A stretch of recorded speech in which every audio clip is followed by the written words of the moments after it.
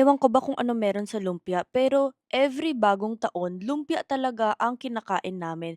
Kaya tingnan niyo 'tong video na 'to kasi kakaiba 'tong lumpia na 'to, puro gulay lang at mga hindi luto na vegetables. So tara, let's go! Happy New Year, everybody! Bagong taon na ngayon at tingnan natin ano ang handa para sa extended family natin. Tara, ito yung usually handaan namin for the New Year.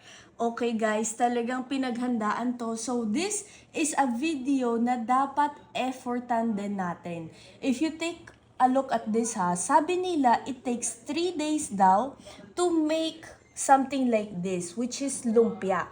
Right now, we are seeing the core of the inside of the lumpia, which is first the garlic, and then meron din tayong peanuts, meron din onions, at seaweed. So, over here, makikita naman natin na may lettuce naman tayo at mga, I think this is kinchay. So, ayan, if you see the whole round table, nakaset up na siya into this Happy New Year na lumpia celebration for abundance and prosperity, guys. So, I hope you have a very happy New Year as well and have a great 2025 ahead!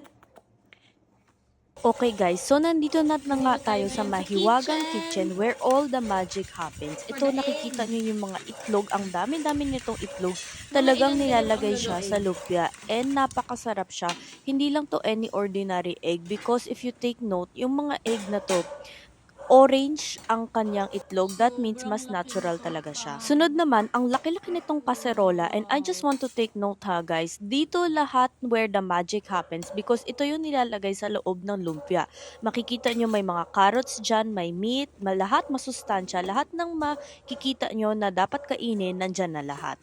O ha, ayan, balik tayo sa itlog. Ang dami natin mga itlog niluluto. Pero sige lang ng sige, go lang ng go because ang sarap ng itlog guys. And alam naman natin, ang itlog kahit saan sa ilagay na pagkain, talagang masustansya siya. Ito, hindi na to nilalagyan ng any dressing, toppings, basta diretso na lang tayo sa itlog. Ayan, makikita nyo naman na yung mga itlog, ang dami-dami niyang tinatapon. And yan yung sinasabi ko sa inyo, na brown talaga siya. All natural egg talaga siya. And ganyan yung itlog sa una, tapos i-chop siya into different sizes. Next up in the family tradition of the New Year is the sabaw. Bawal na wala tayong sabaw. So, best of all, meron tayong pangpasarap ng tiyan natin and a very delicious sabaw. Ito na guys, yan na po yung lumpia natin. Kakainin na yan as raw, as ganyan na talaga. Tapos, nagsisprinkle lang ako ngayon ng mga very delicious na peanuts with sugar, guys. I tell you, this is revolutionary and something na itatry nyo talaga. Kayo naman, guys, ano naman yung ginagawa nyo every January 1, 2025 or kahit anong taon? Ano ang specialty sa inyo, sa pamilya nyo? Comment it down below and thank you very much for watching. Please subscribe. Bye-bye!